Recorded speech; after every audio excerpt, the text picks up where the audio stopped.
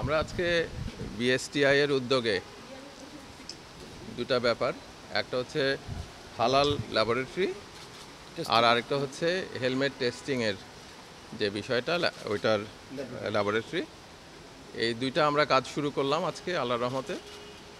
আমাদের দেশে তো হালালের একটা ব্যাপার আছে যে আমরা যেই পণ্যগুলা ব্যবহার করি সেটা হালাল হওয়া উচিত ধর্মীয় দৃষ্টিকোণ থেকে, এবং বাংলাদেশের যে একটা ব্যাপক রপ্তানি সুযোগ আছে এবং আমরা যে রপ্তানিও করি সেই দিক থেকেও আমাদের এই হালাল পণ্য রপ্তানির প্রশ্ন আছে। এটা বাণিজ্যিকভাবে আমাদের জন্য অত্যন্ত গুরুত্বপূর্ণ, আর তাই এই কাজ শুরু করার মধ্যে দিয়ে আমরা আন্তর্জাতিক অঙ্গনে আমাদের ব্যবসায়িক যোগাযোগগুলো বাড়াতে পারবো এবং আমাদের পণ্য রপ্তানি করতে পারবো।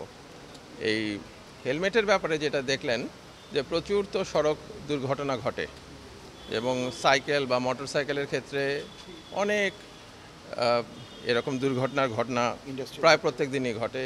তারপরে হচ্ছে যারা শ্রমিক হিসাবে কাজ করেন বিভিন্ন শিল্প কারখানায় এবং নির্মাণ শ্রমিক হিসাবে কাজ করেন, তাদের হেলমেটেরও প্রয়োজনীয়তার ক্ষেত্রে এই হেলমেট টেস্টিং ল্যাবরেটরির একটা ভূমিকা আছে।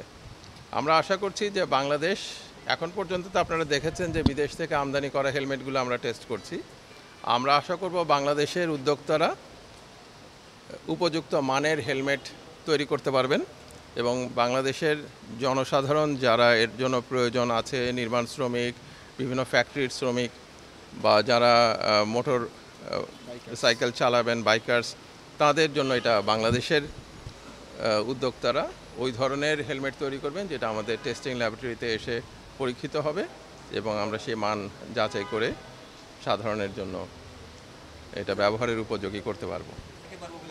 আমাদের এটা বাড়বে, সুযোগ বাড়বে। আমাদের তো সবসময় এই হরাইজনটা বড় করার চেষ্টা। আমরা এই ক্ষেত্রে এটার মাধ্যমে যে প্রতিযোগিতামূলক বাজার, সেখানে আমাদের ঢুকার এবং এখানে সামনের দিকে এগিয়ে যাওয়ার সুযোগটা তৈরি হলো বলে মনে করি।